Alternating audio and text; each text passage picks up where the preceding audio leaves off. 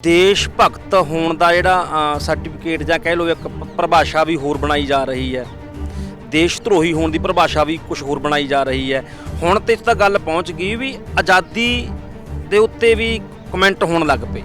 पिछले दिनी बॉलीवुड की एक अभिनेत्री कंगना रणावत ने कहा भी जिहड़ी आज़ादी है वो 47 च नहीं, वो 14 च मिली है आके सानूं। कि ये भी एक हिंदुत्व दा पार्टी है। RSS का जिहड़ा की आज़ादी लड़ाई च योगदान है, कुछ काम किया ही नहीं गा, उल्टे काम किए ने सारे, अंग्रेज़ों का साथ दिता है। जे तुसीं सावरकर की गल कर लो, सावरकर का तो यह भी है अंग्रेज़ों तो पेनशन मिलती होंदी सी उन्होंने। जिहड़े इहो जे लोग ने जिन्हां दा आज़ादी लड़ाई च रोल कोई नहीं गा, वो फिर ये कहणगे भी आज़ादी लड़ाई तो एवें बेकार ही सी, ड्रामा ही सी, ये तो धोखा ही सी लोकां नाल कीता गया।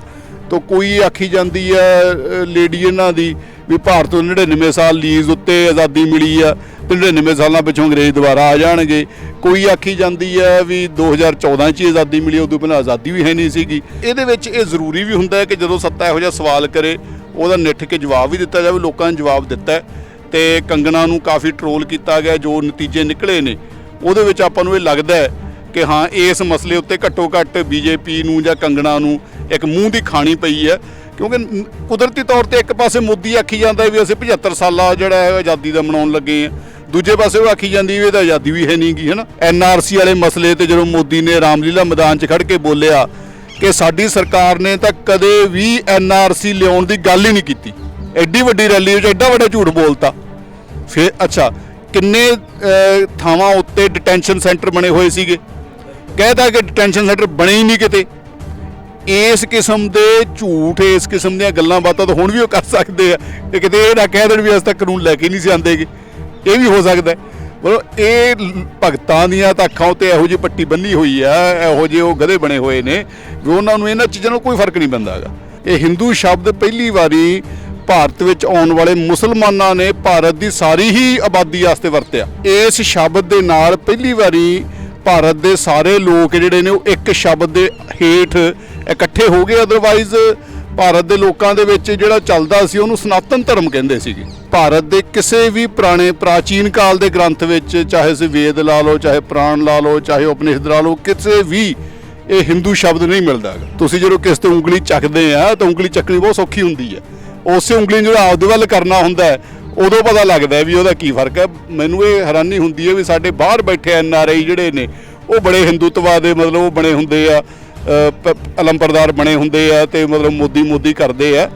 ते जदों बाहरले लोग ये कहण क्रिश्चियन जिहड़े ने वो उन्हां नूं कहण भी भाई जिस तरह दे तुसीं कहंदे हो भी तुहाडे देश 'च मुसलमानां नूं ਜਾਂ घट गिणतियां नूं ਜਾਂ ईसाइयां नूं ਜਿਹੋ ਜਿਹੇ अधिकार होने चाहिए आ ਤੇ ਜੇ ਤੁਹਾਡੇ ਤੇ ਆਪਾਂ लागू करदी भी उन्ने अधिकार ਤੁਹਾਨੂੰ होने चाहिए आ ਤਾਂ ਫਿਰ ਦੱਸੋ। ਹੁਣ ਮਤਲਬ ਤੁਸੀਂ ਦੇਖੋ ਵੀ ਕਈ ਥਾਵਾਂ ਉੱਤੇ ਇੰਟਰਵਿਊਆਂ UP ਬਿਹਾਰ ਦੇ ਵਿੱਚ ਲੋਕਾਂ ਦੀਆਂ ਹੁੰਦੀਆਂ, ਜਿਵੇਂ ਆਪਾਂ ਬੈਠੇ ਗੱਲ ਕਰ ਰਹੇ ਆ ਤੇ ਲੋਕ ਇਹ ਕਹਿਣਗੇ ਵੀ ਬੇਰੁਜ਼ਗਾਰੀ ਤਾਂ ਬਹੁਤ ਹੈ ਤੇ ਕਰੋਨਾ ਦੇ ਵਿੱਚ ਸਰਕਾਰ ਨੇ ਕੁਝ ਨਹੀਂ ਕੀਤਾ, ਸਿੱਖਿਆ ਦਾ ਮਾੜਾ ਹਾਲ ਹੈ, ਹਸਪਤਾਲਾਂ ਦਾ ਕੋਈ ਕਹਿਣਾ ਹੀ ਕੀ ਹੈ ਵੀ ਕੀ ਮਾੜੀ ਹਾਲਤ ਹੋਈ ਪਈ ਆ।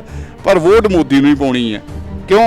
क्योंकि राष्ट्रवादी तो सरकार मोदी हुई है, क्योंकि साडे धर्म की गल तो मोदी ही करते। लोगों को जचा देण तो पिछों फिर यह लोगों को कुट्टी जाओ, लुट्टी जाओ, कुछ मर्जी करी चलो, फिर वो कुसकदे नहीं गए।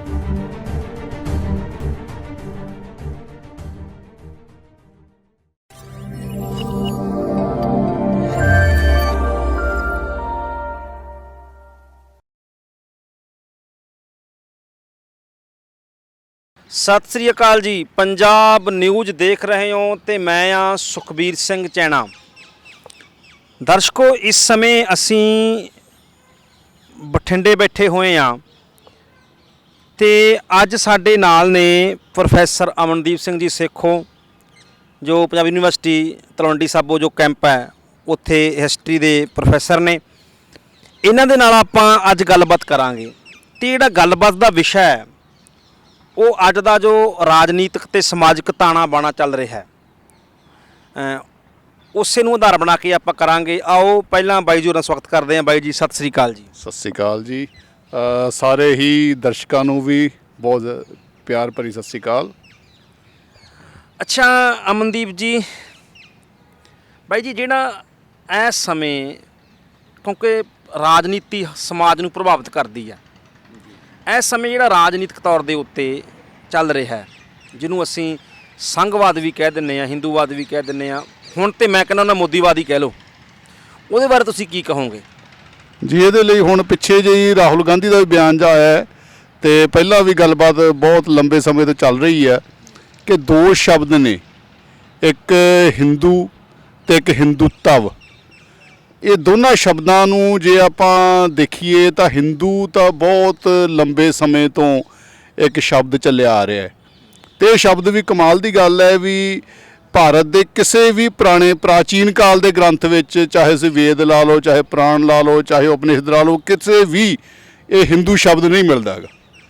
ਇਹ ਹਿੰਦੂ ਸ਼ਬਦ ਪਹਿਲੀ ਵਾਰੀ ਭਾਰਤ ਵਿੱਚ ਆਉਣ ਵਾਲੇ ਮੁਸਲਮਾਨਾਂ ਨੇ ਭਾਰਤ ਦੀ ਸਾਰੀ ਹੀ ਆਬਾਦੀ ਵਾਸਤੇ ਵਰਤਿਆ ਤੇ ਇਸ ਸ਼ਬਦ ਦੇ ਨਾਲ ਪਹਿਲੀ ਵਾਰੀ ਭਾਰਤ ਦੇ ਸਾਰੇ ਲੋਕ ਜਿਹੜੇ ਨੇ ਉਹ ਇੱਕ ਸ਼ਬਦ ਦੇ ਹੇਠ ਇਕੱਠੇ ਹੋ ਗਏ। ਅਦਰਵਾਈਜ਼ ਭਾਰਤ ਦੇ ਲੋਕਾਂ ਦੇ ਵਿੱਚ ਜਿਹੜਾ ਚੱਲਦਾ ਸੀ ਉਹਨੂੰ ਸਨਾਤਨ ਧਰਮ ਕਹਿੰਦੇ ਸੀਗੇ। ਤਾਂ ਸਨਾਤਨ ਧਰਮ ਦੇ ਵਿੱਚ ਉਹਦੀ ਮੇਨ ਜਿਹੜਾ ਅਸੂਲ ਸੀ ਉਹ 4 ਵਰਣ ਸੀ ਤੇ ਉਦੋਂ ਪਿੱਛੋਂ ਅੱਗੇ ਸੈਂਕੜੇ ਜਾਤੀਆਂ ਬਣ ਜਾਂਦੀਆਂ ਸੀਗੀਆਂ।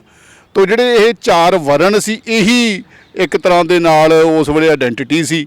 ਇਸੇ ਦੇ ਆਧਾਰ 'ਤੇ ਬੰਦੇ ਦੀ, ਜਿਵੇਂ ਅੱਜ ਕੱਲ੍ਹ ਹਿੰਦੂ ਸਿੱਖ ਮੁਸਲਮਾਨ ਦੇ ਆਧਾਰ 'ਤੇ ਪਛਾਣ ਹੁੰਦੀ ਆ, ਉਦੋਂ ਬ੍ਰਾਹਮਣ ਕਸ਼ਤਰੀ ਵੈਸ਼ ਸ਼ੂਦਰ ਤੇ ਉਦੋਂ ਵਿੱਚ ਅਛੂਤ, ਇਹ 5 ਜਿਹੜੀਆਂ ਵਰਨਾਂ ਦੇ ਰੂਪ ਵਿੱਚ ਹੀ ਪਛਾਣ ਜਿਹੜੀ ਆ ਉਹ ਲੋਕਾਂ ਦੀ ਕੀਤੀ ਜਾਂਦੀ ਸੀ। ਤਾਂ ਇਹਦਾ ਪਹਿਲੀ ਵਾਰੀ ਮਤਲਬ ਇਹ ਸਾਰਾ ਜਿਹੜਾ ਅੱਜ ਕੱਲ੍ਹ ਜਿਹੜਾ ਚੱਲ ਰਿਹਾ, ਮਤਲਬ ਜਿਹੜੀ ਇਹ ਰਾਜਨੀਤੀ ਚੱਲ ਰਹੀ ਆ, ਇਹਨੂੰ ਇੱਕ ਤਰ੍ਹਾਂ ਦੇ ਨਾਲ ਆਪਾਂ ਕਹਿ ਲਈਏ ਕਿ ਆਸ਼ੀਰਵਾਦ ਦੇਤਾ। ਜਦੋਂ ਮੁਸਲਮਾਨ ਇੱਥੇ ਆਏ ਤੇ ਉਹਨਾਂ ਨੇ ਭਾਰਤ ਦੇ ਸਾਰੇ ਹੀ ਵਾਸੀਆਂ ਨੂੰ, ਚਾਹੇ ਉਹ ਕਿਹੜੀ ਮਰਜ਼ੀ ਜਾਤੀ ਦੇ ਹੋਣ, ਚਾਹੇ ਉਹ ਆਦੀਵਾਸੀ ਹੋਣ, ਚਾਹੇ ਉਹ ਸਿੱਖ ਹੋਣ, ਚਾਹੇ ਮਤਲਬ ਕਿਸੇ ਵੀ ਰੂਪ ਦੇ ਵਿੱਚ ਹੋਣ, ਉਹ ਸਾਰਿਆਂ ਨੂੰ ਇੱਕ ਹੀ ਸ਼ਬਦ ਸਿੱਖ ਤਾਂ ਉਸ ਵੇਲੇ ਪੈਦਾ ਨਹੀਂ ਸੀ ਹੋਇਆ ਧਰਮ, ਬਟ ਜਿੰਨੇ ਵੀ ਮਤਲਬ ਭਾਰਤ ਦੇ ਵੱਖੋ ਵੱਖਰੇ, ਚਾਹੇ ਸ਼ੈਵ ਮਤ ਹੈ, ਚਾਹੇ ਵੈਸ਼ਨਵ ਮਤ ਹੈ, ਚਾਹੇ ਸ਼ਕਤੀ ਮਤ ਹੈ, ਜੈਨੀ ਬੋਧੀ ਆ, ਜਿੰਨੇ ਵੀ ਮਤਲਬ ਉਹ ਸਾਰਿਆਂ ਨੂੰ ਇੱਕੋ ਸ਼ਬਦ ਨਾਲ ਬੰਨ੍ਹਤਾ ਇੱਕ ਤਰ੍ਹਾਂ ਨਾਲ। ਅੱਛਾ ਬਾਈ, ਹਿੰਦੂ ਤੇ ਹਿੰਦੂਤਵ, ਕਿਉਂਕਿ ਹਿੰਦੂ ਪਹਿਲਾਂ, ਹਿੰਦੂਤਵ ਬਾਅਦ 'ਚ ਪੈਦਾ ਹੁੰਦਾ ਸ਼ਬਦ, ਫਰਕ ਕੀ ਹੈ ਦੋਨਾਂ ਦੇ ਵਿੱਚ? ਜਿਹੜਾ ਹਿੰਦੂ ਆ ਉਹ ਤਾਂ ਇੱਕ ਤਰ੍ਹਾਂ ਨਾਲ ਲਾ ਲਓ ਵੀ ਤੁਸੀਂ ਇੱਕ ਧਾਰਮਿਕ ਪਛਾਣ ਲੋਕਾਂ ਨੇ ਐਕਸੈਪਟ ਕਰ ਲਈ ਹੌਲੀ ਹੌਲੀ ਲੰਬੇ ਸਮੇਂ ਤੱਕ ਚੱਲਦੇ ਕਿ ਅਸੀਂ ਹੁਣ ਜਿਹੜੇ ਜਿਵੇਂ ਮੁਸਲਮਾਨਾਂ ਨੇ ਡਿਫਾਈਨ ਕਰਤਾ ਉਵੇਂ ਵੀ ਸਾਰੀਆਂ ਜਾਤੀਆਂ ਲੋਕ ਹੁਣ ਹਿੰਦੂ ਹੀ ਆ ਇਕੱਠੇ ਹੋ ਕੇ ਸਾਂਝੇ ਤੌਰ 'ਤੇ। ਇਦੋਂ ਪਿੱਛੋਂ ਇੱਕ ਪੋਲੀਟੀਕਲ ਇੱਕ ਚੀਜ਼ ਪੈਦਾ ਹੁੰਦੀ ਆ ਵੀ ਅਸੀਂ ਇਸ ਦੇਸ਼ ਨੂੰ ਹਿੰਦੂਆਂ ਦਾ ਹੀ ਦੇਸ਼ ਬਣਾਉਣਾ ਤੇ ਇੱਕ ਫਿਲਾਸਫੀ ਪੈਦਾ ਹੋਈ ਜਿਹੜੀ ਕਿ ਵੀਰ ਸਾਵਰਕਰ ਨੇ ਪੈਦਾ ਕੀਤੀ। ਸਭ ਤੋਂ ਪਹਿਲਾਂ ਹਿੰਦੂਤਵਾ ਸ਼ਬਦ ਵੀਰ ਸਾਵਰਕਰ ਨੇ ਹੀ ਵਰਤਿਆ, ਇਸ ਨਾਂ ਦੀ ਇੱਕ ਕਿਤਾਬ ਲਿਖੀ ਤੇ ਉਹਦੇ ਵਿੱਚ ਉਹਨੇ ਪਹਿਲੀ ਵਾਰੀ ਇਹ ਦੱਸਿਆ ਕਿ ਹਿੰਦੂਤਵਾ ਜਿਹੜਾ ਹੈ ਇਹ ਕੋਈ ਧਾਰਮਿਕ ਜਿਹੜਾ ਹੈ ਉਹ ਨਹੀਂ ਗਾ। ਹਿੰਦੂਤਵਾ ਹਿੰਦੂ ਤੋਂ ਇੱਕ ਅਗਲੀ ਸਟੇਜ ਹੈ ਤੇ ਹਿੰਦੂ ਜਿਹੜਾ ਉਹ ਗੈਰ ਰਾਜਨੀਤਿਕ ਹੋ ਸਕਦਾ, ਪਰ ਜਿਹੜਾ ਹਿੰਦੂਤਵਾ ਹੈ ਉਹ ਰਾਜਨੀਤਿਕ ਹੈ।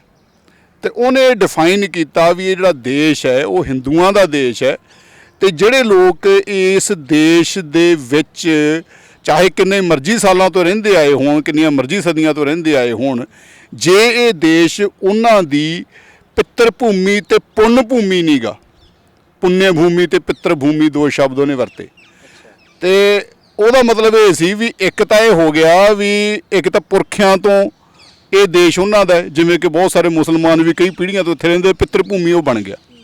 ਬਟ ਪੁੰਨਿਆ ਭੂਮੀ ਜਿਹੜੀ ਆ ਉਹਦੇ ਵਿੱਚ ਉਹਨੇ ਇੱਕ ਜਿਹੜਾ ਟੈਂਟਾ ਫਸਾਤਾ ਇਸ ਚੀਜ਼ ਨੂੰ ਲੈ ਕੇ ਕਿ ਜਿਵੇਂ ਮੁਸਲਮਾਨਾਂ ਦਾ ਜਿਹੜਾ ਪੁੰਨਿਆ ਭੂਮੀ ਉਹ ਮੱਕਾ ਹੈ ਜਾਂ ਕ੍ਰਿਸਚੀਅਨ ਦਾ ਜਿਹੜਾ ਉਹ ਵੈਟੀਕਨ ਹੈ। ਤਾਂ ਹੁਣ ਥੋੜ੍ਹਾ ਜਿਹਾ ਸਿੱਖਾਂ ਦਾ ਵੀ ਇਹ ਹੋ ਗਿਆ ਕਿ ਨਨਕਾਣਾ ਸਾਹਿਬ ਦੇ ਵਿੱਚ ਇੱਕ ਅੰਮ੍ਰਿਤਸਰ ਵੀ ਹੈ, ਨਨਕਾਣਾ ਸਾਹਿਬ ਵੀ, ਅਨੰਦਪੁਰ ਸਾਹਿਬ ਵੀ ਹੈ ਨਾ।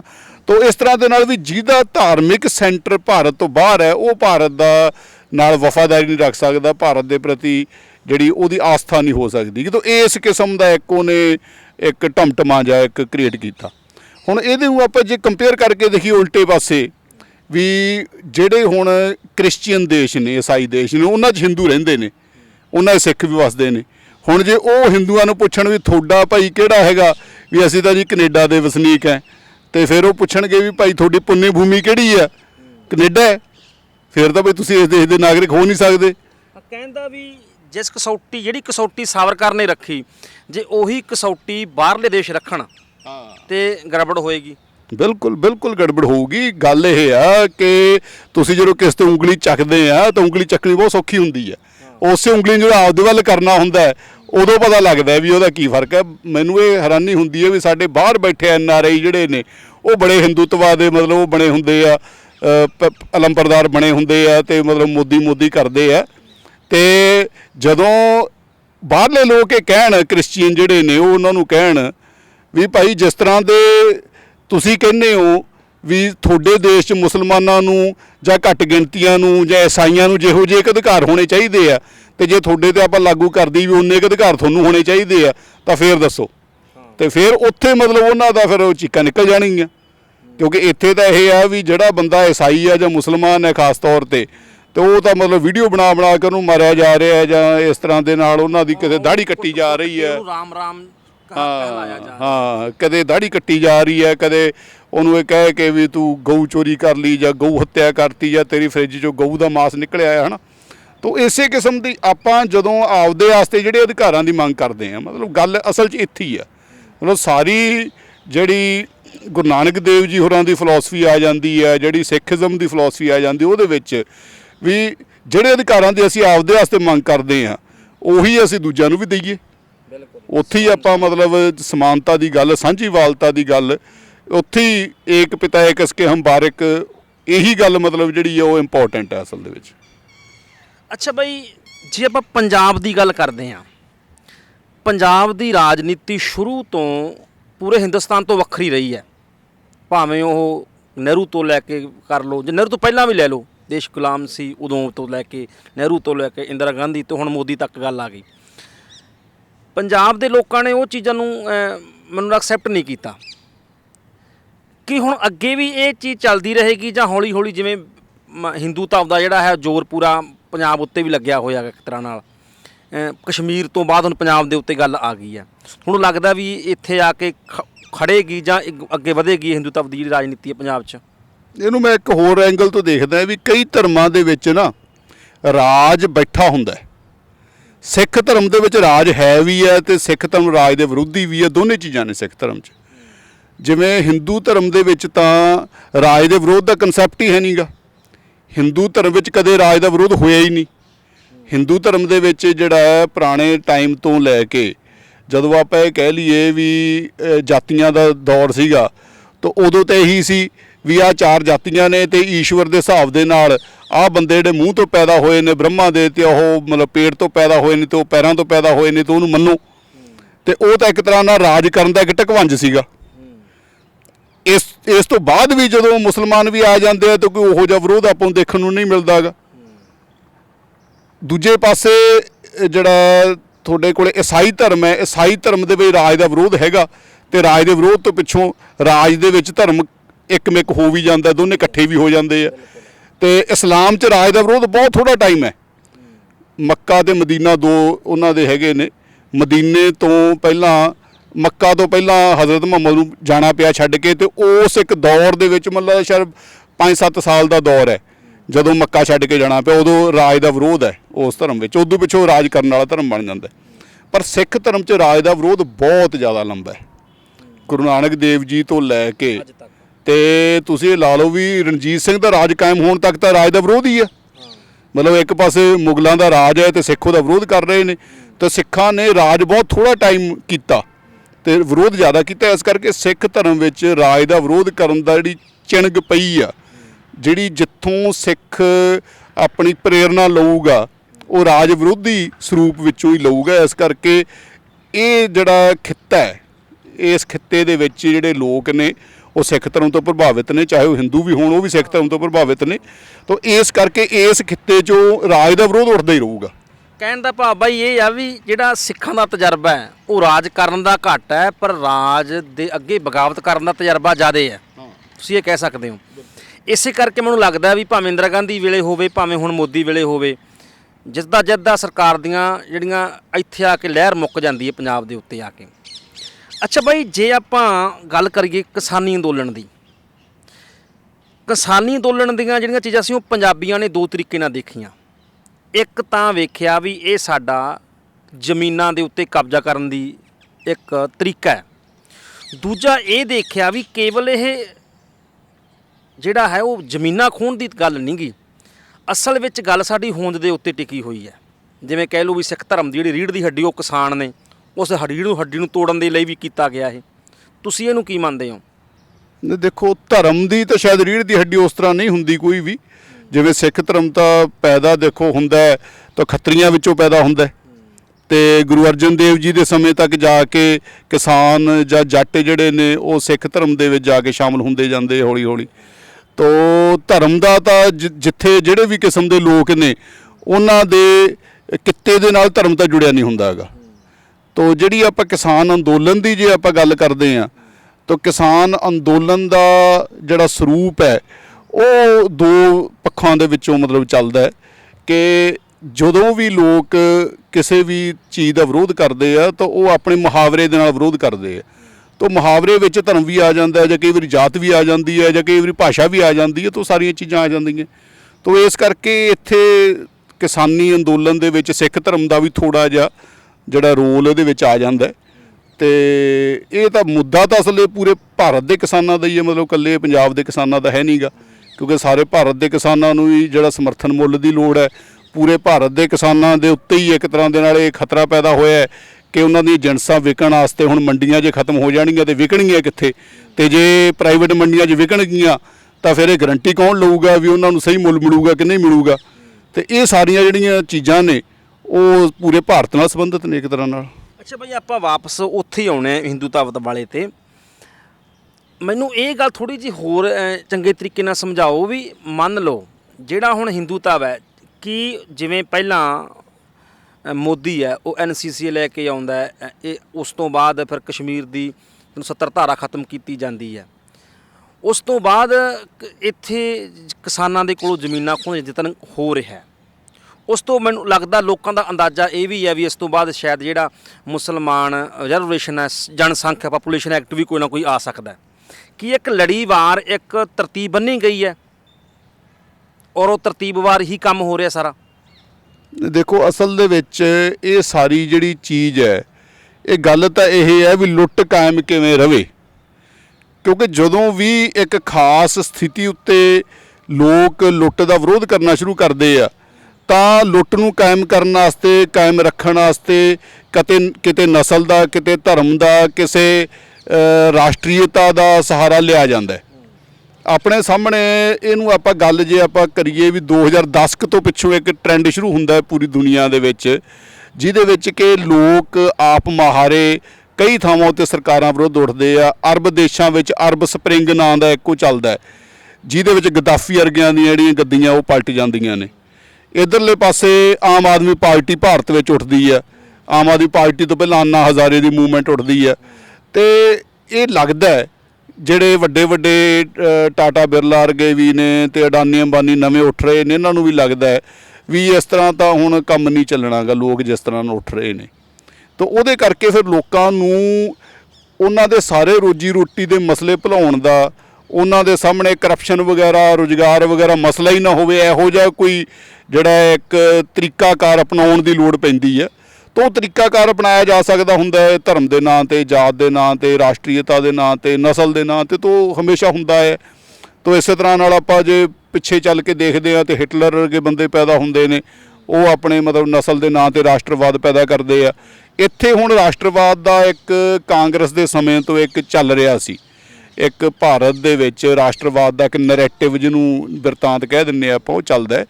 ਤੇ ਇਹਨੂੰ ਹੁਣ ਮੋਦੀ ਨੇ ਜਾ ਕੇ ਜਿਹੜਾ ਹਿੰਦੂਤਵਾ ਨਾਲ ਜੋੜਤਾ ਤੇ ਬੜੇ ਸਕਸੈਸਫੁਲੀ ਜੋੜਤਾ। ਹੁਣ ਮਤਲਬ ਤੁਸੀਂ ਦੇਖੋ ਵੀ ਕਈ ਥਾਵਾਂ ਉੱਤੇ ਇੰਟਰਵਿਊਆਂ ਯੂਪੀ ਬਿਹਾਰ ਦੇ ਵਿੱਚ ਲੋਕਾਂ ਦੀਆਂ ਹੁੰਦੀਆਂ, ਜਿਵੇਂ ਆਪਾਂ ਬੈਠੇ ਗੱਲ ਕਰ ਰਹੇ ਹਾਂ, ਤੇ ਲੋਕ ਇਹ ਕਹਿਣਗੇ ਵੀ ਬੇਰੁਜ਼ਗਾਰੀ ਤਾਂ ਬਹੁਤ ਹੈ, ਤੇ ਕਰੋਨਾ ਦੇ ਵਿੱਚ ਸਰਕਾਰ ਨੇ ਕੁਝ ਨਹੀਂ ਕੀਤਾ, ਸਿੱਖਿਆ ਦਾ ਮਾੜਾ ਹਾਲ ਹੈ, ਹਸਪਤਾਲਾਂ ਦਾ ਕੋਈ ਕਹਿਣਾ ਹੀ ਕੀ ਹੈ ਵੀ ਕੀ ਮਾੜੀ ਹਾਲਤ ਹੋਈ ਪਈ ਆ, ਪਰ ਵੋਟ ਮੋਦੀ ਨੂੰ ਹੀ ਪਾਉਣੀ ਹੈ। ਕਿਉਂ? ਕਿਉਂਕਿ ਰਾਸ਼ਟਰਵਾਦੀ ਤਾਂ ਸਰਕਾਰ ਮੋਦੀ ਹੋਈ ਹੈ, ਕਿਉਂਕਿ ਸਾਡੇ ਧਰਮ ਦੀ ਗੱਲ ਤਾਂ ਮੋਦੀ ਵੀ ਕਰਦਾ। ਇਹ ਲੋਕਾਂ ਨੂੰ ਜਚਾ ਦੇਣ ਤੋਂ ਪਿੱਛੋਂ ਫਿਰ ਇਹ ਲੋਕਾਂ ਨੂੰ ਕੁੱਟੀ ਜਾਓ, ਲੁੱਟੀ ਜਾਓ, ਕੁਛ ਮਰਜ਼ੀ ਕਰੀ ਚੱਲੋ, ਫਿਰ ਉਹ ਕੁਸਕਦੇ ਨਹੀਂ ਗੇ। ਹੁਣ ਕਿੰਨੇ ਸਾਲ ਨਹੀਂ ਕੁਸਕਣਗੇ ਇਹ ਦੇਖਣ ਦੀ ਗੱਲ ਹੈ ਵੀ ਹੁਣ ਥੋੜੇ 10 ਸਾਲ ਤੱਕ ਗਏ। ਅੱਗੇ ਹੋਰ ਕਿੰਨੇ ਸਾਲ ਜਾਣਗੇ ਤੇ ਉਦੋਂ ਪਿੱਛੋਂ ਕੀ ਬਣੂਗਾ ਇਹ ਬਾਅਦ ਦੇਖਿਆ ਜਾਊਗਾ। ਕਿ ਜਿਵੇਂ ਇੱਕ ਉਹ ਚੁਟਕਲਾ ਜਾਂ ਬੜੇ ਲੋਕ ਸੁਣਾਉਂਦੇ ਹੁੰਦੇ ਆ, ਫੇਸਬੁੱਕ ਵਗੈਰਾ 'ਤੇ ਚੱਲਦਾ ਹੈ ਵੀ ਤੁਸੀਂ ਬਾਂਦਰਾਂ ਦੇ ਹਵਾਲੇ ਜਿਹੜੀ ਕਾਰ ਕਰਤਾ ਦਿੰਨੇ ਆ ਤੇ ਬਾਂਦਰਾਂ ਨੇ ਤੇ ਲੈ ਹੀ ਜਾਣਾ ਤੇ ਉਦੋਂ ਪਿੱਛੋਂ ਕਾਰ ਦਾ ਕੀ ਬਚੂਗਾ ਇਹ ਦੇਖਿਆ ਜਾਊਗਾ ਫਿਰ, ਹੈ ਨਾ। ਅੱਛਾ ਬਾਈ, ਜਿਹੜੀ ਪਿਛਲੇ 5-7 ਸਾਲਾਂ ਤੋਂ ਇੱਕ ਪਰਸੈਪਸ਼ਨ ਬਣਾਈ ਜਾ ਰਹੀ ਹੈ,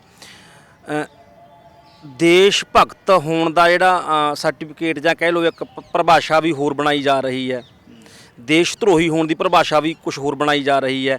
ਹੁਣ ਤੇ ਇਸ ਤਾਂ ਗੱਲ ਪਹੁੰਚ ਗਈ ਵੀ ਆਜ਼ਾਦੀ ਦੇ ਉੱਤੇ ਵੀ ਕਮੈਂਟ ਹੋਣ ਲੱਗ ਪਏ। ਪਿਛਲੇ ਦਿਨੀ ਬਾਲੀਵੁੱਡ ਦੀ ਇੱਕ ਅਭਿਨੇਤਰੀ ਕੰਗਣਾ ਰਣਾਵਤ ਨੇ ਕਿਹਾ ਵੀ ਜਿਹੜੀ ਆਜ਼ਾਦੀ ਆ ਉਹ 47 'ਚ ਨਹੀਂ, ਉਹ 14 'ਚ ਮਿਲੀ ਹੈ ਆ ਕੇ ਸਾਨੂੰ। ਕਿ ਇਹ ਵੀ ਇੱਕ ਹਿੰਦੂਤਵ ਦਾ ਪਾਰਟੀ ਹੈ? ਦੇਖੋ, ਜਿਹੜੀ ਵੀ ਚੀਜ਼ ਪਹਿਲਾਂ ਹਿਸਟਰੀ ਵਿੱਚ ਹੋਈ ਆ ਉਸ ਸਾਰੀ ਚੀਜ਼ ਨੂੰ ਰੱਦ ਕਰਕੇ ਉਹ ਨਵੀਂ ਹਿਸਟਰੀ ਰਚ ਦੇਣਾ, ਇਹ ਇੱਕ ਬਹੁਤ ਪੁਰਾਣੀ ਫਾਸੀਵਾਦ ਦੀ ਆਪਾਂ ਕਹਿ ਸਕਦੇ ਹਾਂ ਕਿ ਸਾਜ਼ਿਸ਼ ਚੱਲਦੀ ਹੈ। ਹਿਟਲਰ ਵਰਗੇ ਲੋਕ ਵੀ ਇਹੀ ਕਰਦੇ ਰਹੇ ਨੇ। ਉਹਦਾ ਢੰਗ ਸਭ ਤੋਂ ਵਧੀਆ ਇਹੀ ਹੈ ਵੀ ਜਿਹੜੀਆਂ ਵੀ ਪ੍ਰਾਪਤੀਆਂ ਤੁਹਾਡੀਆਂ ਪੁਰਾਣੀਆਂ ਸਮਾਜ ਦੀਆਂ ਹੈਗੀਆਂ ਨੇ, ਜੇ ਖਾਸ ਤੌਰ ਤੇ ਤੁਹਾਡਾ ਆਪਦਾ ਹਿਸਟਰੀ 'ਚ ਕੋਈ ਥਾਂ ਨਾ ਹੋਵੇ ਤਾਂ ਫਿਰ ਉਹ ਸਾਰੀਆਂ ਰੱਦ ਕਰ ਦਿਓ, ਕਿਉਂਕਿ ਫਾਸੀਵਾਦੀਆਂ ਦਾ ਆਪਦਾ ਹਿਸਟਰੀ 'ਚ ਕੋਈ ਥਾਂ ਹੁੰਦਾ ਨਹੀਂ। ਜਿਵੇਂ RSS ਦਾ ਜਿਹੜਾ ਕੀ ਆਜ਼ਾਦੀ ਲੜਾਈ 'ਚ ਯੋਗਦਾਨ ਹੈ, ਕੁਛ ਕੰਮ ਕੀਤਾ ਹੀ ਨਹੀਂਗਾ, ਉਲਟੇ ਕੰਮ ਕੀਤੇ ਨੇ ਸਾਰੇ, ਅੰਗਰੇਜ਼ਾਂ ਦਾ ਸਾਥ ਦਿੱਤਾ ਹੈ। ਜੇ ਤੁਸੀਂ ਸਾਵਰਕਰ ਦੀ ਗੱਲ ਕਰ ਲਓ, ਸਾਵਰਕਰ ਦਾ ਤਾਂ ਇਹ ਵੀ ਹੈ ਅੰਗਰੇਜ਼ਾਂ ਤੋਂ ਪੈਨਸ਼ਨ ਮਿਲਦੀ ਹੁੰਦੀ ਸੀ ਉਹਨੂੰ, ਤਾਂ ਬਾਅਦ ਬੰਦ ਹੋਈ। ਹਾਂ, ਤਾਂ ਮਤਲਬ ਇਹ ਹੈ ਵੀ ਜਿਹੜੇ ਇਹੋ ਜਿਹੇ ਲੋਕ ਨੇ ਜਿਨ੍ਹਾਂ ਦਾ ਆਜ਼ਾਦੀ ਲੜਾਈ 'ਚ ਰੋਲ ਕੋਈ ਨਹੀਂਗਾ, ਉਹ ਫਿਰ ਇਹ ਕਹਿਣਗੇ ਵੀ ਆਜ਼ਾਦੀ ਲੜਾਈ ਤਾਂ ਐਵੇਂ ਬੇਕਾਰ ਹੀ ਸੀ, ਇਹ ਡਰਾਮਾ ਹੀ ਸੀ, ਇਹ ਤਾਂ ਧੋਖਾ ਹੀ ਸੀ ਲੋਕਾਂ ਨਾਲ ਕੀਤਾ ਗਿਆ। ਤਾਂ ਕੋਈ ਆਖੀ ਜਾਂਦੀ ਹੈ ਲੇਡੀ ਇਹਨਾਂ ਦੀ ਵੀ ਭਾਰਤ ਨੂੰ 99 ਸਾਲ ਲੀਜ਼ ਉੱਤੇ ਆਜ਼ਾਦੀ ਮਿਲੀ ਆ ਤੇ 99 ਸਾਲਾਂ ਪਿੱਛੋਂ ਅੰਗਰੇਜ਼ ਦੁਬਾਰਾ ਆ ਜਾਣਗੇ। ਕੋਈ ਆਖੀ ਜਾਂਦੀ ਹੈ ਵੀ 2014 'ਚ ਹੀ ਆਜ਼ਾਦੀ ਮਿਲੀ, ਉਦੋਂ ਪਹਿਲਾਂ ਆਜ਼ਾਦੀ ਵੀ ਹੈ ਨਹੀਂ ਸੀਗੀ। ਤੇ ਹੁਣ ਮਤਲਬ ਚੁਟਕਲਾ ਲੋਕ ਇਹ ਵੀ ਚਲਾ ਰਹੇ ਨੇ ਵੀ ਕੀ 2014 ਤੋਂ ਪਹਿਲਾਂ ਧਰਤੀ ਘੁੰਮਦੀ ਸੀਗੀ, ਹੈ। ਤਾਂ ਇਹ ਇੱਥੋਂ ਤੱਕ ਲੋਕਾਂ ਦਾ ਜਿਹੜਾ IQ ਇਹਦੇ ਪੱਧਰ ਤੱਕ ਚਲਿਆ ਜਾਂਦਾ ਹੈ।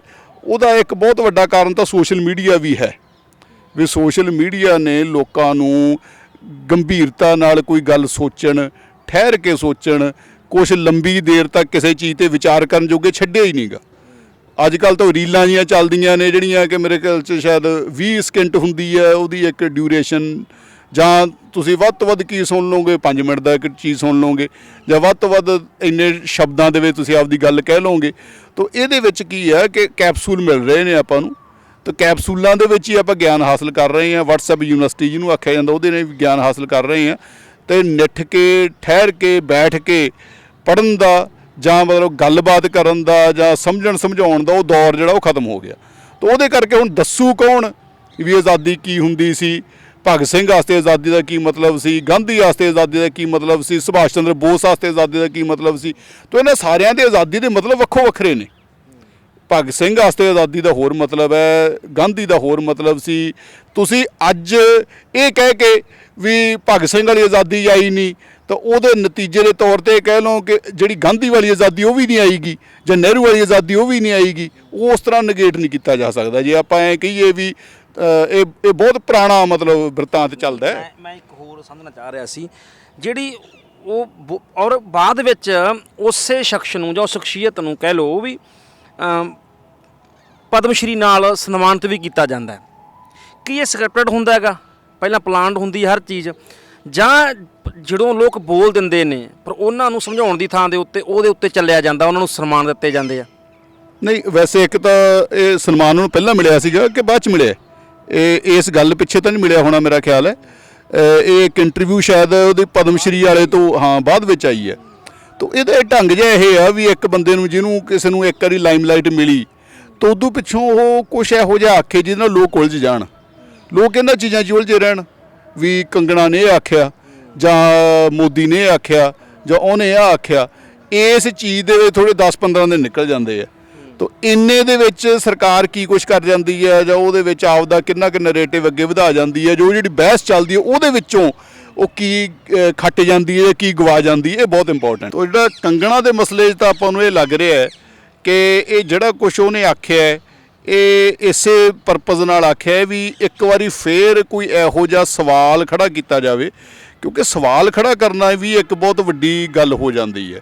ਕਿਉਂਕਿ ਜਿਹੜਾ ਲੋਕਾਂ ਦਾ ਇੱਕ ਦਿਮਾਗ ਦੇ ਵਿੱਚ ਚੱਲ ਰਿਹਾ ਹੈ ਪਹਿਲਾਂ ਤੋਂ ਸੈਟਅਪ ਹੋਇਆ ਹੋਇਆ, ਉਹਨੂੰ ਸਵਾਲ ਕਰਕੇ ਸੱਤਾ ਆਪਦੀ ਮਰਜ਼ੀ ਦੀ ਗੱਲ ਬਿਠਾਉਣਾ ਚਾਹੁੰਦੀ ਹੈ, ਤੇ ਪੁਰਾਣੀ ਨੂੰ ਸਵਾਲ ਕਰੂਗੀ ਤਾਂ ਹੀ ਆਪਦੀ ਮਰਜ਼ੀ ਦੀ ਗੱਲ ਬਿਠਾਊਗੀ। ਤਾਂ ਇਹਦੇ ਵਿੱਚ ਇਹ ਜ਼ਰੂਰੀ ਵੀ ਹੁੰਦਾ ਹੈ ਕਿ ਜਦੋਂ ਸੱਤਾ ਇਹੋ ਜਿਹਾ ਸਵਾਲ ਕਰੇ ਉਹਦਾ ਨਿੱਠ ਕੇ ਜਵਾਬ ਵੀ ਦਿੱਤਾ ਜਾਵੇ। ਲੋਕਾਂ ਨੇ ਜਵਾਬ ਦਿੱਤਾ ਹੈ ਤੇ ਕੰਗਣਾ ਨੂੰ ਕਾਫੀ ਟਰੋਲ ਕੀਤਾ ਗਿਆ, ਜੋ ਨਤੀਜੇ ਨਿਕਲੇ ਨੇ ਉਹਦੇ ਵਿੱਚ ਆਪਾਂ ਨੂੰ ਇਹ ਲੱਗਦਾ ਹੈ ਕਿ ਹਾਂ ਇਸ ਮਸਲੇ ਉੱਤੇ ਘੱਟੋ ਘੱਟ ਬੀਜੇਪੀ ਨੂੰ ਜਾਂ ਕੰਗਣਾ ਨੂੰ ਇੱਕ ਮੂੰਹ ਦੀ ਖਾਣੀ ਪਈ ਹੈ। ਕਿਉਂਕਿ ਕੁਦਰਤੀ ਤੌਰ ਤੇ ਇੱਕ ਪਾਸੇ ਮੋਦੀ ਆਖੀ ਜਾਂਦਾ ਵੀ ਅਸੀਂ 75 ਸਾਲਾ ਜਿਹੜਾ ਹੈ ਆਜ਼ਾਦੀ ਦਾ ਮਨਾਉਣ ਲੱਗੇ ਹਾਂ, ਦੂਜੇ ਪਾਸੇ ਉਹ ਆਖੀ ਜਾਂਦੀ ਵੀ ਇਹ ਤਾਂ ਆਜ਼ਾਦੀ ਵੀ ਹੈ ਨਹੀਂ ਗੀ, ਹੈ ਨਾ। ਤਾਂ ਇਹ ਇਸ ਕਿਸਮ ਦੇ ਜਿਹੜੇ ਸਾਰੇ ਮਸਲੇ ਨੇ ਉਹਨਾਂ ਤੋਂ ਆਪਾਂ ਨੂੰ ਇਹ ਪਤਾ ਲੱਗਦਾ ਹੈ ਵੀ ਇਹ ਬੜੀਆਂ ਛੋਟੀਆਂ ਬਰੀਕ ਚਾਲਾਂ ਹੁੰਦੀਆਂ ਜਿਹੜੇ ਆਪਾਂ ਨੂੰ ਹੁੱਜਾ ਮਾਰ ਕੇ ਜਿਹੜਾ ਆਪਦੀ ਗੱਲ ਹੌਲੀ ਹੌਲੀ ਜਚਾਈ ਜਾਂਦੀ ਹੈ। ਤਾਂ ਲੱਗੇ ਹੋਏ ਨੇ ਕਰਨ। ਤੇ ਅੱਛਾ ਬਾਈ, ਪੰਜਾਬ ਤੋਂ ਨਾਲ ਯੂਪੀ ਵਿੱਚ ਵੀ ਚੋਣਾਂ ਨੇੜੇ ਆ ਰਹੀਆਂ ਨੇ, 22 ਦੇ ਵਿੱਚ ਹੋਣੀਆਂ ਨੇ, ਹੈ ਨਾ। ਸਾਰਿਆਂ ਦੀ ਜਿਹੜੀ ਅੱਖ ਹੈ ਉਹ ਯੂਪੀ ਦੇ ਉੱਪਰ ਹੈ, ਕਿਉਂਕਿ 24 ਦੀ ਜਿਹੜੀ ਕੁਰਸੀ ਕਹਿ ਲਓ ਆਪਾਂ ਪ੍ਰਧਾਨ ਮੰਤਰੀ ਦੀ, ਉਹ ਯੂਪੀ ਤੋਂ ਹੋ ਕੇ ਲੰਘਦੀ ਹੈ, ਲੋਕ ਮੰਨਦੇ ਆ। ਤੁਸੀਂ ਇਸ ਨੂੰ ਕੀ ਮੰਨਦੇ ਹੋ ਕਿ ਜਿਹੜਾ ਅੰਦੋਲਨ ਚੱਲ ਰਿਹਾ ਹੈ ਕਿਸਾਨ ਅੰਦੋਲਨ, ਕਿ ਉਸ ਤੋਂ ਪਹਿਲਾਂ ਬੀਜੇਪੀ ਵਾਪਸ ਲਵੇਗੀ ਬਿੱਲ, ਜਾਂ ਇੱਕ ਵਾਰੀ ਤਜਰਬਾ ਕਰਕੇ ਦੇਖੇਗੀ ਵੀ ਯੂਪੀ ਚੋਣਾਂ ਦੇਖਦੇ ਆ ਕੀ ਸਿੱਟਾ ਕੱਢਦੀਆਂ ਨੇ? ਮੈਨੂੰ ਲੱਗਦਾ ਨਹੀਂ ਵੀ ਇੰਨੀ ਦੇਰ ਘੱਟ ਸਕੂਗੀ। ਇਹਨੂੰ ਕਾਨੂੰਨ ਤਾਂ ਵਾਪਸ ਯੂਪੀ ਦੇ ਇਲੈਕਸ਼ਨਾਂ ਤੋਂ ਪਹਿਲਾਂ ਲੈਣੇ ਪੈਣਗੇ, ਬਟ ਉਹ ਯੂਪੀ ਦੇ ਇਲੈਕਸ਼ਨਾਂ ਤੋਂ ਤੁਰੰਤ ਪਹਿਲਾਂ ਵਾਪਸ ਲੈਣਗੇ ਤਾਂ ਕਿ ਉਹਦਾ ਇੱਕ ਹੱਲਾ ਜਿਹਾ ਮਚਾਇਆ ਜਾ ਸਕੇ ਵੀ ਅਸੀਂ ਆਹ ਕਰਤਾ। ਤੇ ਇਹ ਖੜ ਨਹੀਂ ਸਕਦੀ ਇਹਨਾਂ ਕਾਨੂੰਨਾਂ ਤੇ ਇਸ ਵੇਲੇ ਸਰਕਾਰ, ਇਹਦੀ ਇਸ ਪੋਜੀਸ਼ਨ ਬਣ ਗਈ ਹੈ। ਕਿਉਂਕਿ ਇਕੱਲੇ ਕਾਨੂੰਨ ਨਹੀਂ, ਹੋਰ ਬਹੁਤ ਸਾਰੇ ਹਾਲਾਤ ਨੇ ਯੂਪੀ ਦੇ ਖਾਸ ਤੌਰ ਤੇ ਜਿਹਦੇ ਵਿੱਚ ਜਾਤੀਵਾਦ ਇੱਕ ਬਹੁਤ ਵੱਡਾ ਫੈਕਟਰ ਉੱਭਰ ਕੇ ਸਾਹਮਣੇ ਆ ਰਿਹਾ ਹੈ। ਤੇ ਉੱਥੇ ਕਿਉਂਕਿ ਇਕੱਲਾ ਧਰਮ ਦੇ ਨਾਂ ਤੇ ਨਹੀਂ ਕੰਮ ਚੱਲਦਾ, ਨਾਲ ਜਾਤੀ ਦਾ ਵੀ ਇੱਕ ਸਮੀਕਰਨ ਜਿਹੜਾ ਬੜਾ ਇੰਪੋਰਟੈਂਟ ਹੋ ਜਾਂਦਾ। ਤਾਂ ਧਰਮ ਨੂੰ ਇਹਨਾਂ ਨੇ ਜਾਤੀਆਂ ਨੂੰ ਸਾਰੀਆਂ ਨੂੰ ਇੱਕ ਤਰ੍ਹਾਂ ਦੇ ਨਾਲ ਉਹਦੇ ਉੱਤੇ ਚਾਦਰ ਪਾ ਕੇ ਇੱਕ ਸਾਂਝਾ ਜਿਹੜਾ ਫਰੰਟ ਬਣਾਉਣ ਦੀ ਕੋਸ਼ਿਸ਼ ਬੀਜੇਪੀ ਨੇ ਇਸ ਰਾਹੀਂ ਕਰ ਲਈ। ਤੇ ਦੁਬਾਰਾ ਉਹ ਰਿਜ਼ਲਟ ਜਿਹੜੇ ਉਹਨਾਂ ਨੂੰ 2017 'ਚ ਮਿਲੇ ਸੀਗੇ, ਉਹ ਰਿਜ਼ਲਟ ਤਾਂ ਮਿਲਣ ਦੇ ਕੋਈ ਦੂਰ ਦੇ ਕੋਈ ਚਾਂਸ ਹੈ ਨਹੀਂਗੇ। ਤਾਂ ਉਹ ਤੋਂ ਤਾਂ ਥੱਲੇ ਜਾਣਾ ਹੀ ਜਾਣਾ ਇਹਨਾਂ ਨੇ। ਤੇ ਜੇ ਇਹ ਕਿਸਾਨ ਅੰਦੋਲਨ ਵਾਪਸ ਹੋ ਜਾਂਦਾ ਇਲੈਕਸ਼ਨਾਂ ਤੋਂ ਪਹਿਲਾਂ ਤਾਂ ਕੁਝ ਬੈਨੀਫਿਟ ਮਿਲੂਗਾ। ਨਹੀਂ, ਪਰ ਦੂਜੇ ਪਾਸੇ ਜਿਹੜੇ ਇੰਡੀਕੇਸ਼ਨ ਦੇ ਰਹੀ ਆ ਬੀਜੇਪੀ, ਭਾਵੇਂ ਉਹ ਪੰਜਾਬ ਦੇ ਵਿੱਚ ਜਿਹੜਾ ਉਹਨਾਂ ਦਾ ਬੀਜੇਪੀ ਦਾ ਪ੍ਰਧਾਨ ਰਹਿ ਚੁੱਕਿਆ ਬੰਦਾ ਸੁਨੀਲ ਜੋਸ਼ੀ, ਉਹਨੂੰ ਕੱਢ ਦਿੰਦੀ ਆ ਬਾਹਰ। ਦੂਜੇ ਪਾਸੇ ਵਰੁਣ ਗਾਂਧੀ ਬੋਲਦਾ ਹੈ, ਉਸ ਨੂੰ ਕੱਢ ਦਿੱਤਾ ਜਾਂਦਾ ਹੈ। ਜਿਹੜਾ ਬੰਦਾ ਵੀ ਭਾਜਪਾ ਦੇ ਵਿੱਚ ਰਹਿ ਕੇ ਵੀ ਬੋਲਦਾ ਹੈ, ਉਸ ਨੂੰ ਕੱਢ ਦਿੱਤਾ ਜਾਂਦਾ ਹੈ। ਇਸ ਤੋਂ ਇੰਡੀਕੇਸ਼ਨ ਇਹ ਮਿਲਦਾ ਹੈ ਵੀ ਕਿਸੇ ਤਰੀਕੇ ਨਾਲ ਹਜੇ ਬੀਜੇਪੀ ਢਿੱਲੀ ਨਹੀਂ ਪਈ, ਨਹੀਂ ਤਾਂ ਇੰਡੀਕੇਸ਼ਨ ਕੁਛ ਨਾ ਕੁਛ ਦੇਵੇਗੀ। ਨਹੀਂ, ਫਿਰ ਉਹ 56 ਇੰਚ ਦੇ ਸੀਨੇ ਦਾ ਕੀ ਬਣੂਗਾ ਜੇ ਮਤਲਬ ਆਈ ਇੰਡੀਕੇਸ਼ਨਾਂ ਦੇਣ ਲੱਗ ਪਏ ਵੀ ਅਸੀਂ ਢਿੱਲੇ ਪੈ ਗਏ। ਤਾਂ ਉਹ ਢਿੱਲੇ ਨਹੀਂ ਪੈਂਦਾ, ਆਪਦੇ ਆਪ ਨੂੰ ਸ਼ੋਅ ਕਰਨਗੇ। ਉਹਦਾ ਆ ਜਿਹੜੇ 5 ਰੁਪਏ ਇਹਦੇ ਡੀਜ਼ਲ ਦੇ ਘਟਾਏ ਨੇ ਤੇ ਪੈਟਰੋਲ ਦੇ ਘਟਾਏ ਨੇ, ਉਹਨੂੰ ਐਂ ਆਖੀ ਜਾਂਦੇ ਨੇ ਵੀ ਅਸੀਂ ਬਹੁਤ ਵੱਡਾ ਦਾਨ ਦੇਤਾ। ਤੇ ਇਹਨੂੰ ਐਂ ਨਹੀਂ ਕਹਿਣਗੇ ਵੀ ਅਸੀਂ ਢਿੱਲੇ ਪੈ ਕੇ ਤੇ ਕਿਸੇ ਤਰ੍ਹਾਂ ਨਾਲ ਹਾਰ ਮੰਨ ਕੇ ਪਿੱਛੇ ਹਟੇ ਨਾ। ਇਹਦਾ ਮੋਦੀ ਐਂ ਸ਼ੋਅ ਕਰੂਗਾ ਵੀ ਮੈਂ ਕਿਸਾਨ ਹਿਤੈਸ਼ੀ ਹਾਂ ਤੇ ਮੈਂ ਇਹ ਸੋਚ ਕੇ ਕੁਛ, ਜਾਂ ਤਾਂ ਕੋਈ ਕੋਰਟ ਦਾ ਕੁਛ ਨਾ ਕੁਛ ਦਖਲ ਹੋਊਗਾ, ਜਾਂ ਕੁਛ ਨਵੀਂ ਜਿਹੜੀ ਡਿਵੈਲਪਮੈਂਟ ਹੋਊਗੀ ਜਿਹਦੇ ਵਿੱਚੋਂ ਬਹਾਨਾ ਬਣਾ ਕੇ ਤੇ ਆਪਦਾ ਇਹ ਕਹਿ ਕੇ ਕਿ ਮੈਂ ਕਰ ਰਿਹਾ ਉਹਦੇ ਆਧਾਰ ਤੇ। ਬਾਕੀ ਚਲੋ ਗੋਦੀ ਮੀਡੀਆ ਇੰਨਾ ਜ਼ਿਆਦਾ ਹੈਗਾ ਵੀ ਉਹਨੇ ਡਰਮ ਤਾਂ ਵਜਾਈ ਦੇਣਾ, ਢੋਲ ਤਾਂ ਵਜਾਈ ਦੇਣਾ ਵੀ ਇਹ ਸਾਰਾ ਮੋਦੀ ਨੇ ਕਰਤਾ ਜੀ, ਉਹਨੇ ਕਰਤਾ। ਤੇ ਜਿਵੇਂ ਮਤਲਬ ਆ ਹੁਣੇ ਪੈਟਰੋਲ ਤੇ ਡੀਜ਼ਲ ਦੇ ਥੋੜ੍ਹੇ ਜਿਹੇ ਭਾਅ ਘਟਾਏ, ਤਾਂ ਇਸੇ ਚੀਜ਼ ਦੇ ਉੱਤੇ ਇੰਨਾ ਜ਼ਿਆਦਾ ਮਤਲਬ ਹੋ ਹੱਲਾ ਇਹਨਾਂ ਨੇ ਮਚਾਇਆ। ਹਾਲਾਂਕਿ ਇਹ ਦੇਖ ਰਹੇ ਆ ਆਪਾਂ ਬੜੇ ਲੰਬੇ ਸਮੇਂ ਤੋਂ ਪਹਿਲਾਂ ਵਧਾ ਰਹੇ ਨੇ ਹੈ ਨਾ। ਤੇ ਫਿਰ ਥੋੜ੍ਹਾ ਜਿਹਾ ਤੁਹਾਨੂੰ 100 ਰੁਪਈਆ ਤੁਹਾਡੀ ਜੇਬ 'ਚੋਂ ਕੱਢ ਕੇ ਤੇ 5 ਰੁਪਈਏ ਜੇਬ 'ਚ ਪਾ ਦੇਣੇ, ਤੇ ਬਾਅਦ 'ਚ ਕਹਿਣਾ ਵੀ ਲੈ ਦੇਖਿਆ 5 ਰੁਪਈਏ ਪਾ ਤੇ ਇਹ ਬੱਲੇ ਹੋ ਗਈ। ਤਾਂ ਇਹ ਇਸ ਕਿਸਮ ਦੀ ਗੱਲਬਾਤ ਉੱਥੇ ਵੀ ਕਰਨਗੇ ਜ਼ਰੂਰ। ਬਾਈ ਲਾਸਟ, ਜਿਹੜਾ ਅਮਿਤ ਸ਼ਾਹ ਤੇ ਮੋਦੀ ਦਾ ਇੱਕ ਪਰਸੈਪਸ਼ਨ ਬਣਾਈ ਗਈ ਕਹਿ ਲਓ, ਜਾਂ ਇੱਕ ਇਮੇਜ ਬਣਾਈ ਗਈ ਹੈ ਵੀ ਉਹ ਪਿੱਛੇ ਹਟਦੇ ਹੀ ਨਹੀਂ, ਜੇ ਬਿੱਲ ਰੱਦ ਹੁੰਦੇ ਹੈ ਤੇ ਕਿਤੇ ਨਾ ਕਿਤੇ ਜਿਹੜੀ ਉਹ ਇਮੇਜ ਹੈ, ਖਾਸ ਕਰ ਜਿਹੜੇ ਉਹਦੇ ਭਗਤ ਨੇ, ਉਹਨਾਂ ਦੇ ਭਗਤਾਂ ਦੀ ਨਜ਼ਰ ਦੇ ਵਿੱਚ ਉਹ ਪਿੱਛੇ ਨਹੀਂ ਹਟੂਗੀ, ਉਹ ਇਮੇਜ ਫਿੱਕੀ ਨਹੀਂ ਪਊਗੀ। ਨਹੀਂ, ਭਗਤਾਂ ਨੇ ਉਹਦਾ ਇੱਕ ਹੋਰ ਢੰਗ ਲੱਭ ਲੈਣਾ। ਜਿਵੇਂ ਕ੍ਰਿਸ਼ਨ ਜੀ ਦਾ ਇੱਕ ਮੰਦਰ ਰਣਛੋੜ ਦਾਸ ਦੇ ਤੌਰ ਤੇ ਵੀ ਹੈਗਾ ਕਿ ਕ੍ਰਿਸ਼ਨ ਨੇ ਇੱਕ ਲੀਲਾ ਦਿਖਾਈ ਕਿ ਰਣ ਛੱਡ ਕੇ ਭੱਜ ਗਏ। ਤਾਂ ਇਹ ਤਾਂ ਕੋਈ ਭਗਤਾਂ ਵਾਸਤੇ ਤਾਂ ਕੋਈ ਬੜੀ ਵੱਡੀ ਗੱਲ ਨਹੀਂ ਹੁੰਦੀ। ਭਗਤਾਂ ਦੀ ਅਕਲ ਦਾ ਜਿਹੜਾ ਸਾਰੇ ਬੈਟਰੀ ਕੱਢੀ ਵੀ ਹੁੰਦੀ ਹੈ।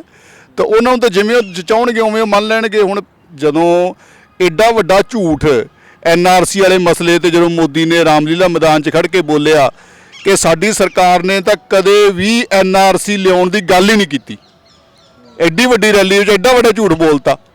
ਫਿਰ ਅੱਛਾ ਕਿੰਨੇ ਥਾਵਾਂ ਉੱਤੇ ਡਿਟੈਂਸ਼ਨ ਸੈਂਟਰ ਬਣੇ ਹੋਏ ਸੀਗੇ, ਕਹਿਤਾ ਕਿ ਡਿਟੈਂਸ਼ਨ ਸੈਂਟਰ ਬਣੇ ਹੀ ਨਹੀਂ ਕਿਤੇ। ਇਸ ਕਿਸਮ ਦੇ ਝੂਠ, ਇਸ ਕਿਸਮ ਦੀਆਂ ਗੱਲਾਂ ਬਾਤਾਂ ਤਾਂ ਹੁਣ ਵੀ ਉਹ ਕਰ ਸਕਦੇ ਆ। ਇਹ ਕਿਤੇ ਇਹ ਨਾ ਕਹਿ ਦੇਣ ਵੀ ਅਸੀਂ ਤਾਂ ਕਾਨੂੰਨ ਲੈ ਕੇ ਨਹੀਂ ਸੀ ਆਂਦੇਗੇ, ਇਹ ਵੀ ਹੋ ਸਕਦਾ। ਮਤਲਬ ਇਹ ਭਗਤਾਂ ਦੀਆਂ ਤਾਂ ਅੱਖਾਂ ਉੱਤੇ ਇਹੋ ਜਿਹੀ ਪੱਟੀ ਬੰਨੀ ਹੋਈ ਆ, ਇਹੋ ਜਿਹੇ ਉਹ ਗਧੇ ਬਣੇ ਹੋਏ ਨੇ ਵੀ ਉਹਨਾਂ ਨੂੰ ਇਹਨਾਂ ਚੀਜ਼ਾਂ ਨਾਲ ਕੋਈ ਫਰਕ ਨਹੀਂ ਪੈਂਦਾ ਹੈਗਾ। ਉਹਨਾਂ ਤੇ ਜਦੋਂ ਆਪਦੀ ਜਾਨ ਤੇ ਬਣਦੀ ਆ, ਜਦੋਂ ਕਰੋਨਾ ਦੇ ਦੌਰ ਦੇ ਵਿੱਚ ਜਦੋਂ ਆਕਸੀਜਨ ਨਹੀਂ ਸੀ ਮਿਲਦੀ ਉਦੋਂ ਦੇਖਣ ਵਾਲੇ ਸੀ ਬਸ ਭਗਤ, ਅਦਰਵਾਈਜ਼ ਤਾਂ ਭਗਤਾਂ ਨੂੰ ਕਦੇ ਕੋਈ ਦਿੱਕਤ ਆਈ ਨਹੀਂ ਗੀ। ਭਗਤਾਂ ਨੂੰ ਤਾਂ ਹੀ ਲੱਗਦਾ ਵੀ ਸਾਰਾ ਕੁਝ ਠੀਕ ਚੱਲੀ ਜਾ ਰਿਹਾ। ਤਾਂ ਇਸ ਤਰ੍ਹਾਂ ਨਾਲ ਵੀ ਜਦੋਂ ਤੁਹਾਡੀ ਜਾਨ ਤੱਕ ਨਾ ਬਣ ਜਾਵੇ ਉਦੋਂ ਤੱਕ ਭਗਤੀ ਭਾਵ 'ਚ ਤੁਹਾਡੇ 'ਚ ਕੋਈ ਕਮੀ ਨਹੀਂ ਆਉਂਦੀ ਗੀ। ਤਾਂ ਇਸ ਕਰਕੇ ਇਹ ਲੱਗਦਾ ਨਹੀਂਗਾ ਵੀ ਹਜੇ ਉਹ ਦੌਰ ਜਿਹੜਾ ਹੈ ਉਹ ਐਡੀ ਛੇਤੀ ਖਤਮ ਹੋਊਗਾ। ਪਰ ਇਹ ਇੱਕ ਅਗਲਾ ਸਟੈਪ ਹੁਣ ਇਹ ਲੈਣ ਜਾ ਰਹੇ ਨੇ। ਪਿੱਛੇ ਜੇ ਜਿਹੜਾ ਇਹਨਾਂ ਦਾ ਇੱਕ ਇਹ ਆ ਰਿਹਾ ਹੈ ਕਿ ਸਿਵਲ ਸੁਸਾਇਟੀ ਦੇ ਉੱਤੇ ਅਟੈਕ ਹੁਣ ਅਗਲਾ ਵਿੱਢਣਾ ਇਹਨਾਂ ਨੇ। ਉਹਦੇ ਵਿੱਚ ਇਹ ਹੈ ਕਿ ਜਿਹੜੇ ਵੀ ਲੋਕ ਮੋਦੀ ਦੇ ਵਿਰੁੱਧ, ਜਿਵੇਂ ਆਪਾਂ ਬੈਠ ਕੇ ਗੱਲ ਕਰ ਰਹੇ ਹਾਂ, ਜਾਂ ਜਿਹੜੇ ਕੋਈ ਵਕੀਲ ਨੇ ਜਾਂ ਪੱਤਰਕਾਰ ਨੇ ਜਾਂ ਜਿਹੜੇ ਕੋਈ ਹੋਰ ਜਿਹਨੂੰ ਇਹ ਅੱਜ ਕੱਲ੍ਹ ਅੰਦੋਲਨਜੀਵੀ ਕਹਿਣ ਲੱਗ ਪਏ, ਸਮਾਜ ਸੇਵੀ, ਮਨੁੱਖੀ ਅਧਿਕਾਰਾਂ ਵਾਲੇ ਲੋਕ, ਉਹਨਾਂ ਸਾਰਿਆਂ ਦੇ ਬਾਰੇ ਇੱਕ ਨੈਰੇਟਿਵ ਬਣਾਉਣ ਦੀ ਗੱਲ ਚੱਲ ਰਹੀ ਹੈ ਕਿ ਇਹ ਲੋਕ ਫੋਰਨ ਜਿਹੜੇ ਦੇਸ਼ ਨੇ ਉਹਨਾਂ ਦੇ ਇਸ਼ਾਰੇ ਉੱਤੇ ਇਹੋ ਜਿਹੀਆਂ ਗਤੀਵਿਧੀਆਂ ਕਰ ਰਹੇ ਨੇ। ਤੇ ਅਗਲਾ ਜਿਹੜਾ ਟਾਰਗੇਟ ਹੈ ਉਹ ਇਹੋ ਜਿਹੇ ਸਾਰੇ ਲੋਕਾਂ ਨੂੰ, ਜਿਹਨੂੰ ਸਿਵਲ ਸੁਸਾਇਟੀ ਆਖਿਆ ਜਾਂਦਾ ਹੈ, ਉਹਨੂੰ ਟਾਰਗੇਟ ਕਰਨ ਵਾਸਤੇ ਕਾਨੂੰਨ ਲਿਆਂਦੇ ਜਾਣਗੇ ਜਿਹਦੇ ਨਾਲ ਤੁਸੀਂ ਆਵਾਜ਼ ਹੀ ਨਾ ਚੱਕ ਸਕੋ ਕੱਲ੍ਹ ਨੂੰ। ਤਾਂ ਜੇ ਆਵਾਜ਼ ਉਠਾਉਣ ਵਾਲੇ ਲੋਕ ਹੀ ਐਮਰਜੈਂਸੀ ਕਹਿ ਸਕਦੇ ਹਾਂ, ਬਿਲਕੁਲ ਬਿਲਕੁਲ। ਇਹ ਅਣਐਲਾਨੀ ਐਮਰਜੈਂਸੀ ਤਾਂ ਲਗਭਗ ਤੁਸੀਂ 2016 ਤੋਂ ਪਿੱਛੋਂ ਲਾਗੂ ਹੋ ਗਈ ਸੀਗੀ। ਮਤਲਬ ਇਦੋਂ ਵੱਡੀ ਹੋਰ ਕੀ ਗੱਲ ਹੋ ਸਕਦੀ ਆ ਵੀ ਦੇਸ਼ ਦੀ ਸਾਰੀ ਇਕਨੋਮੀ ਦਾ ਭੱਠਾ ਭਾਤਾ ਇੱਕ ਫੈਸਲਾ ਕਰਕੇ ਰਾਤੋਂ ਰਾਤ ਵੀ ਨੋਟ ਬੰਦ ਹੋ ਗਏ। ਤੇ ਜਿਹੜਾ ਬੰਦਾ ਕੋਈ ਗੱਲ ਕਹਿੰਦਾ ਵੀ ਭਾਈ ਅਸੀਂ ਤਕਲੀਫ 'ਚ ਹੈ, ਉਹਨੂੰ ਉਲਟਾ ਜਿਹੜੇ ਭਗਤ ਟੁੱਟ ਟੁੱਟ ਕੇ ਪੈ ਰਹੇ ਨੇ ਵੀ ਤੂੰ ਦੇਖਦਾ ਨਹੀਂਗਾ ਵੀ ਉੱਤੇ ਸਿਆਚਿਨ ਦੇ ਵਿੱਚ ਸਾਡੇ ਜਵਾਨ ਖੜੇ ਨੇ ਤੇ ਤੂੰ 2 ਘੰਟੇ ਲਾਈਨ 'ਚ ਨਹੀਂ ਖੜ ਸਕਦਾ ਹੈਗਾ। ਤਾਂ ਇਸ ਕਿਸਮ ਦੀਆਂ ਗੱਲਾਂ ਹੁਣ ਮੈਂ ਤਾਂ ਹੈਰਾਨ ਹੈ ਵੀ ਉਹ ਭਗਤ ਕਿੱਥੇ ਗਏ। ਉਹ ਭਗਤ ਮਰ ਗਏ ਕਿ ਉਹਨਾਂ ਦੀ ਜ਼ਮੀਰ ਮਰ ਗਈ। ਹੁਣ ਉਹ ਕਹਿੰਦੇ ਕਿਉਂ ਨਹੀਂ ਗਏ ਵੀ ਭਾਈ ਅਸੀਂ ਨੋਟਬੰਦੀ ਦਾ ਸਮਰਥਨ ਕਰਦੇ ਸੀਗੇ। ਨੋਟਬੰਦੀ ਹੁਣ ਮੋਦੀ ਨਾਂ ਨਹੀਂ ਲੈਂਦਾ, BJP ਨਾਂ ਨਹੀਂ ਲੈਂਦੀ। ਤੇ ਜਿਹੜੇ ਭਗਤ ਜਦੋਂ ਉਦੋਂ ਚੀਕ ਚੀਕ ਕੇ ਸਮਰਥਨ ਕਰਦੇ ਸੀ ਉਹ ਹੁਣ ਬਾਹਰ ਦੱਸਣ ਵੀ ਨੋਟਬੰਦੀ ਚੰਗੀ ਚੀਜ਼ ਹੈ। ਤੇ ਇਸ ਤਰ੍ਹਾਂ ਦੇ ਮਤਲਬ ਜਿੰਨੇ ਬੇਸ਼ਰਮ ਲੀਡਰ ਨੇ ਉਨੇ ਬੇਸ਼ਰਮ ਭਗਤ ਹੋਏ ਹੋਏ ਨੇ। ਤਾਂ ਇਹ ਤਾਂ ਮਤਲਬ ਬਰਾਬਰ ਦੇ ਦੋਨੇ ਟੱਕਰ ਦੇ ਵਿੱਚ ਆਏ ਹੋਏ। ਸੋ ਬਾਈ ਸਮਾਂ ਦਿੱਤਾ ਤੁਹਾਡਾ ਬਹੁਤ ਬਹੁਤ ਧੰਨਵਾਦ। Thank you. ਬਹੁਤ ਬਹੁਤ ਸ਼ੁਕਰੀਆ ਜੀ, ਤੁਸੀਂ ਮੈਨੂੰ ਇਹ ਮੌਕਾ ਦਿੱਤਾ ਹੈ ਕਿ ਤੁਹਾਡੇ ਦਰਸ਼ਕਾਂ ਨਾਲ ਵਿਚਾਰਾਂ ਦੀ ਸਾਂਝ ਪਾ ਸਕੀਏ। ਬਹੁਤ ਬਹੁਤ ਸ਼ੁਕਰੀਆ। ਸੋ ਦਰਸ਼ਕੋ, ਇਹ ਸਨ ਪ੍ਰੋਫੈਸਰ ਅਮਨਦੀਪ ਸਿੰਘ ਜੀ ਸੇਖੋਂ। ਬਾਈ ਜੀ ਹੋਰਾਂ ਨੇ ਬੜੇ ਵਧੀਆ ਢੰਗ ਦੇ ਨਾਲ, ਦਲੀਲਾਂ ਦੇ ਨਾਲ ਸਾਨੂੰ ਕੁਝ ਨਵੀਂ ਜਾਣਕਾਰੀ ਦਿੱਤੀ ਹੈ। ਸੋ ਇਸੇ ਤਰ੍ਹਾਂ ਦੇ ਨਾਲ ਅਸੀਂ ਫਿਰ ਤੁਹਾਨੂੰ ਮਿਲਾਉਂਦੇ ਰਹਾਂਗੇ। ਮੈਂ ਸੁਖਬੀਰ ਸਿੰਘ ਚੈਣਾ, ਪੰਜਾਬ ਨਿਊਜ਼ ਲਈ। ਧੰਨਵਾਦ।